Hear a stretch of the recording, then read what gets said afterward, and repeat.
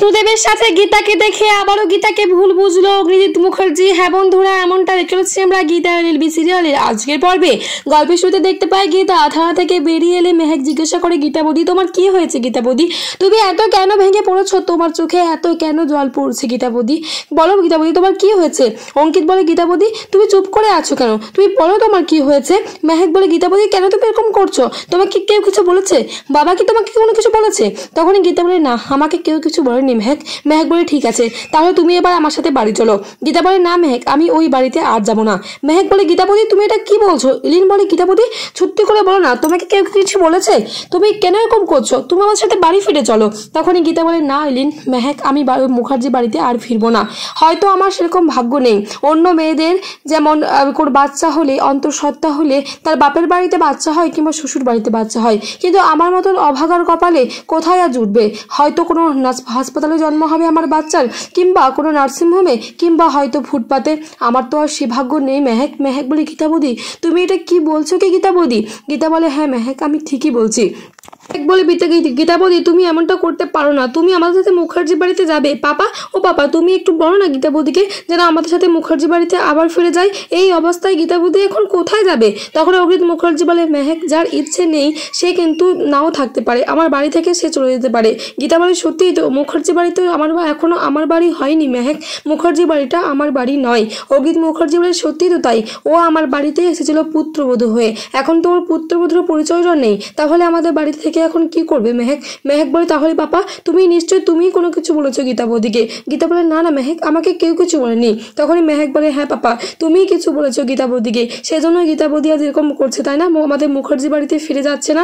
গীতা বলে, মেহেক আমি ঠিক পারবো, দেখবে আমি ঠিক বাপের বাড়িতে চলে যাব। আর বাপের বাড়িতে যদি আমাকে না নেয় তাহলে আমি আমার বাচ্চাকে ঠিক ভালোভাবে মানুষ করতে পারবো। হয়তো আমার বাচ্চার জন্ম ফুটপাতে হবে ঠিকই, কিন্তু আমার ক্ষমতা আছে ওকে ভালোভাবে মানুষ করার। আর গীতা সেখান থেকে চলে যায়, আর সেখান থেকে মেহেক অগ্নিজিৎ মুখার্জিও বেরিয়ে পড়ে।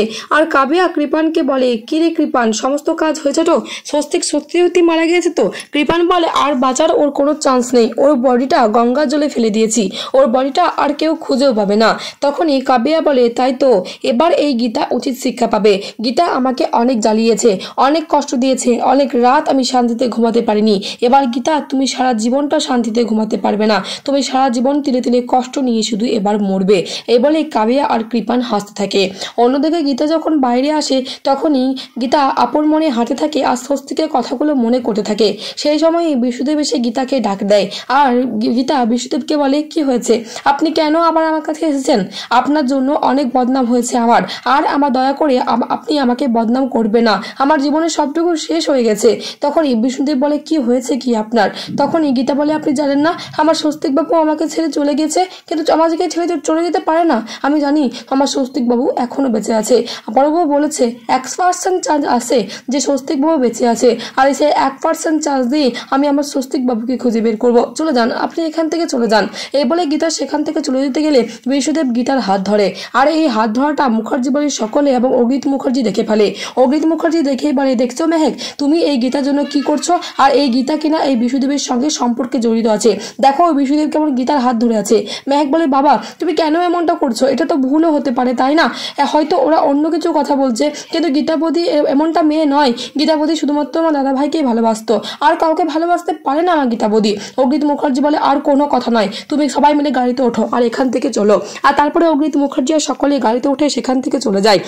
আর গীতা প্রচণ্ডভাবে রেগে যায় আর বিষ্ণুদেবকে বলে, আপনি আমার হাত ধরবেন না। কেন আপনি আমার হাত ধরেছেন? এই হাত ধরার অধিকার এই শুধুমাত্র তোমার স্বস্তিক বাবুর ছিল, আর এই দুটো হাত দেখছেন না, এই দুটো হাত ধরতে গেলে যোগ্যতা লাগে, সেই যোগ্যতা কিন্তু আপনার নেই। তাই আপনাকে আমি বারবার করে বলছি এবং লাস্ট ওয়ার্নিং করে বলছি, আপনি আমার আশেপাশে ঘুরবেন না এবং আমার কাছে আসবেন না। রীতিমতো আপনার জন্য অনেক আমার বদনাম হয়েছে।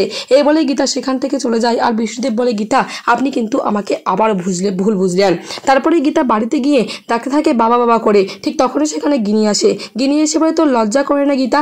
এত বড় কাণ্ড করে তুই আবার ওই বিষ্ণুদেবের সাথে সম্পর্ক করছিস? তখনই গীতা বলে, তুই ভুল বুঝছিস দিদি, তোকে এই সমস্ত কথা কে বললো? গিনি বলে, আমার শ্বশুরমশাই ফোন করেছিল আমাকে, আর তোর আর বিষ্ণুদেবের সমস্ত কীর্তিকলাপ সকলকে বলে দিয়েছে, তুই এখান থেকে চলে যা। গীতা বলে, বাবার সাথে দেখা না করে আমি এখান থেকে যাব না। তারপরে সেখানে গণেশ গাঙ্গুলি আসে। গণেশ গাঙ্গুলিকে বলে, বাবা বাবা তুমি আমাকে এখানে একটু থাকতে দেবে বাবা, এই অবস্থায় আমি কোথায় যাবো বাবা? তখনই গণেশ গাঙ্গুলি বলে, না তুমি এখানে থাকতে পাবে না, তোমার মতন মেয়ে বেঁচে থাকার থেকে মরে যাওয়া ভালো, তোমার জন্য আমার অনেক বদনাম হয়েছে, বেরিয়ে যাও তুমি এই ঘর থেকে, তোমার শ্বশুরমশাই আমাকে সমস্তটাই বলেছে। গীতা বলে ঠিক আছে, তোমরা আমাকে এরকমটা করলে তো ঠিক আছে, আমি চলে যাব, আমার ভাগ্যে হয়তো এটাই ছিল যে আমাকে ফুটপাতে আমার বাচ্চাকে জন্ম দিতে হবে, ঠিক আছে আমি এবার একাই থাকবো। আর এই যে দিদি, তুই এবারে ভালোভাবে সংসারটা করগা, মানিয়ে গুছিয়ে জামাইবাবুর সাথে সংসারটা করগা, এবং তোদেরও দেখবি বাচ্চা হবে, তুই অনেক সুখে থাকবি দিদি, আমি চলে যাচ্ছি। এই বলে গীতা সেখান থেকে চলে যেতে গেলে বড়বাবু ফোন করে গীতাকে, আর ফোন করে বলে অগ্নিকন্যা, মধুবাহারির ঘরের সামনে কিন্তু অনেকগুলো গুন্ডা নেমেছে, আপনি যেমনটা সন্দেহ করেছেন ঠিক তেমনটাই, মধুবাহারিকে এবং তার পরিবারের লোককে ক্ষতি করার জন্য অনেকগুলো গুন্ডা সেখানে দাঁড়িয়ে রয়েছে। গীতা বলে বড়বাবু আপনি ওইখানে আছেন তো?